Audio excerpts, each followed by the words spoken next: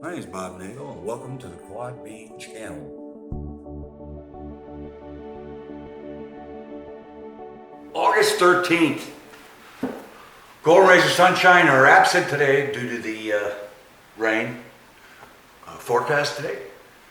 Maureen, that was cool, man, because I do that. I do that all the time, and the person, like I said to you at the store, and that when that happened that way, like I said, I say stuff, and then I say, well, I talk to myself because it's the only one that listens. So it's kind of, I'm glad to see someone else falls in line with that. So I've been looking at the history of mental health here, and we all know, I guess, how terrible things were. In the early 20th century, the able-minded family members, family outcasting was a real stigma with mental illness. So, they had the state hospitals and, chained to walls and abhorrent, inhuman treatment.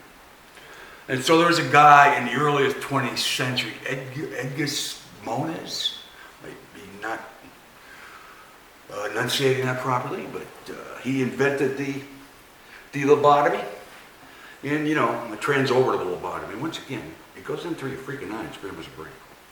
And when he did it, there was no like going to sleep and nice thing with a gas or whatever. They electrocuted the patients till they went unconscious, and then they stuck an ice pick in their eye. So as far as that goes now, like I said, I think obviously since 68, there's been no more lobotomies. Oh, they did that last lobotomy on a housewife, and she died of a brain hemorrhage. So, Oh, they actually said 1/3 of lobotomies were successful back in the day, or historically speaking.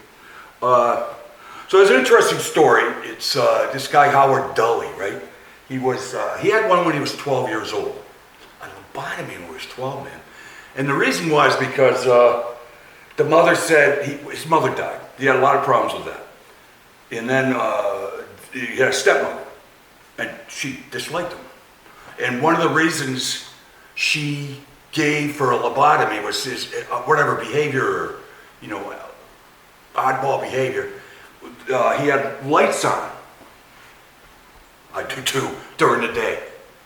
So that was one of the reasons he was diagnosed schizophrenic.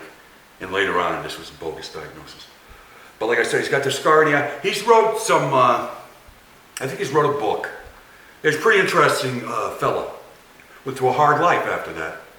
And like I say, those lobotomies now are chemical. I felt like a chemical. It just does the same thing. Cuts off your goals, cuts off everything.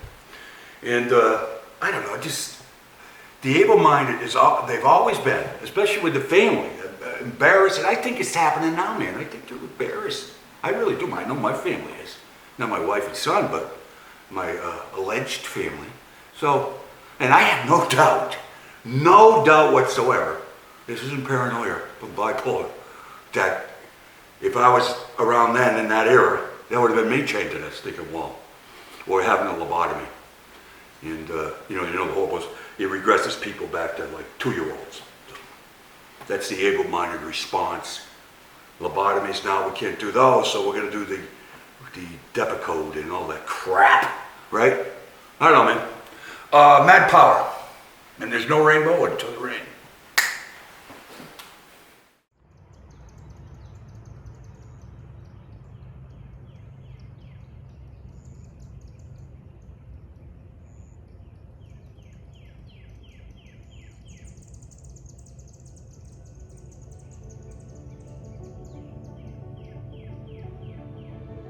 Florida, baby. My name is Bob Nagle, and welcome to the Quad B channel. I'm committed daily to doing a bipolar video journal, chronicling what it's like living with bipolar. All bipolar experiences are individualistic.